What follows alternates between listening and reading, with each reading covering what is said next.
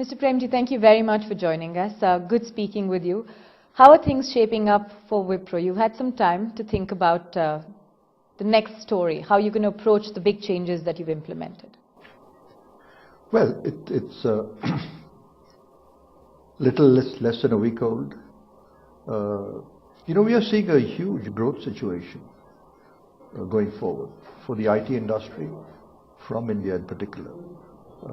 The world is back to stability. The world is back to confidence. Even Europe, which has some problems in Greece and Italy and Portugal and Spain, there's much more confidence there that the problems do come to a head or they escalate. There's enough confidence in the leadership to be able to take care of it. Yeah. So we see a situation of high growth going forward, a situation of very high legitimacy building up for the IT industry from India, for the work which they have done, the value that they have delivered. Yeah. And we are repositioning ourselves in terms of change of leadership, okay, of having a unified CEO structure to be able to address that opportunity. I'm going to come back to the CEO structure in a bit, but I would like to know, how do you intend, what is your vision about repositioning Wipro? The prime priority which we have in Wipro in front of us for the next 2 quarters is perfect our execution act. We've got the right strategy, we have the right geographies, we've got the right customers, we need to prioritize them better. We need to grow them better, we need to mine them better, we need to give more value to them. And we need to execute a lot of areas in the organization where we are not executing. Such as? We need to reduce the amount of redundancy which is there in the organization. And we need to focus the organization from within itself towards the customer very clearly. And we believe we are going to be able to do that. At what stage do you think Wipro lost sight of this aspect of the business? I think we didn't see the growth coming early enough, like we saw the downturn coming, probably earliest in the industry. Yes. And we missed the bus in terms of the first 2 quarters. And our operating margins fell, which should not have happened, because we took our eye off the ball in terms of operating efficiencies.